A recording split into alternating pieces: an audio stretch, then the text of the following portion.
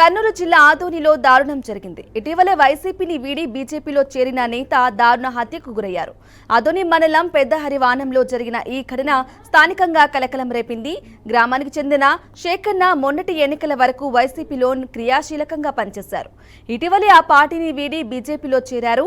ఈ ఉదయం ఇంటి ముందు నిద్రిస్తున్న శేఖన్నను దుండగులు గొంతు కోసి హత్య చేశారు. గ్రామంలో అందరితో కలుపుకోలుగా ఉండే శేఖన్నకు ఎవరితోనూ ఎలాంటి విభేదాలు లేవని గ్రామస్తులు చెబుతున్నారు. సమాచారం అందుకున్న పోలీసులు దర్యాప్తు చేపట్టారు. హత్యకు గల కారణాలపై ఆరా తీస్తున్నారు.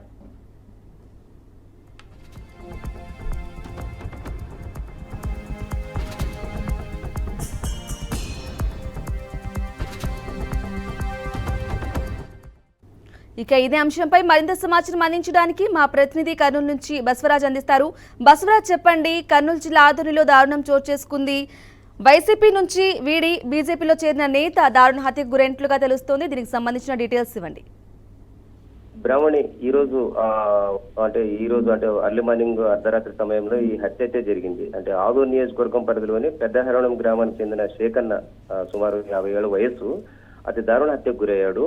అంటే గుర్తు తెలియని దుండగులు ఏదైతే ఇంటి ముందు పడుకున్న సమయంలో రాత్రి సమయంలో గుర్తు తెలియని దుండగులు గొంతు కోసి చంపినట్లు స్థానికుల సమాచారము పోలీసుల సమాచారం మేరకు మనకు తెలుస్తా ఉంది. అయితే ఈ హత్యకు గల కారణాలు ఏంటనేది స్పష్టంగా అయితే ఇప్పటి వరకు తెలియలేదు. అంటే ఇతను గతంలో వైసీపీలో ఉండి అధికారం వైసీపీలో ఉన్నప్పుడు కొంత కర్ణాటక ట్రెట్టా ప్యాకెట్స్ అని ఒక మద్యం కర్ణాటక నుంచి వచ్చే మద్యాన్ని అమ్ముకుని వ్యాపారం చేసేవాడని, అదేవిధంగా ఇటీవల కొన్నాళ్ళు బెంగళూరుకి వెళ్ళి అక్కడ కొంత ఉండి వచ్చాడని మనకు తెలుస్తా ఉంది.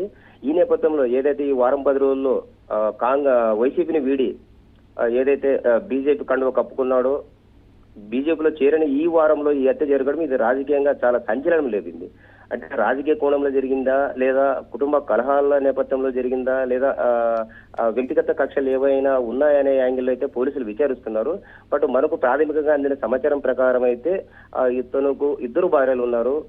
ఒక భార్యతో ఇటీవల వివాదం చెలరేగింది. ఇరువురు కూడా పోలీస్ స్టేషన్ లో ఒకరిపైన ఒకరు కేసులు పెట్టుకున్న దాఖలాలు కూడా జరిగినాయని తెలుస్తా ఉంది మనకు. అంటే ఆ కేసుల నేపథ్యంలో ఏదన్నా భార్య కక్ష కట్టి వాళ్ళ మనుషులతోనో వాళ్ళ బంధువులతో ఏదన్నా చేయించిందనే ఒక అనుమానం కూడా స్థానికులు బట్టి తెలుస్తా ఉంది. అయితే పోలీసుల దర్యాప్తులో ఏది వాస్తవం ఏది అవాస్తవం అని తేలాల్సి ఉంది. అంటే రాజకీయం ఏదైతే వైసీపీ పార్టీ వీడి బీజేపీలో చేరిన వెంటనే ఈ ఘటన జరగడంతో ఇది రాజకీయంగా కూడా రంగు పులుముకునే అవకాశాలు ఉన్నాయి. అంటే ఇంటర్నల్ గా హత్య ఎలా జరిగినా కూడా చేసిన వాళ్ళకి ఏదైనా రాజకీయ అండదండలు ఉన్నాయా, వాళ్ళు ఇండైరెక్ట్ గా ప్రోత్సహించారా, ఆ కారణంగా ఇతన్ని అనుమానాలు కూడా లేకపోలేదు. బ్రాహ్మణి, బసవరాజ్, అలాగే చెప్పండి, ఎవరైనా రాజకీయ నేతలు వచ్చి పరామర్శించారా? ఇప్పటి వరకు అయితే స్థానికంగా ఉండే బీజేపీ లీడర్లు అయితే వాళ్ళ కుటుంబానికి వెళ్ళి పరామర్శించారు. అదేవిధంగా పోలీసు స్క్వాడ్ వచ్చి కూడా అంటే సంబంధిత ఎస్ఐ గారు అక్కడికి వెళ్ళి డాగ్ స్క్వాడ్ తో తనిఖీలు చేయడం కూడా జరిగింది. బట్ బీజేపీ ఎమ్మెల్యే అక్కడికి బయలుదేరి పరామర్శించుతున్నట్లు మనకు తెలుస్తా ఉంది. ఇంకా వెళ్ళలేదు. Brahmani. Right Basavaraj, thank you for the updates.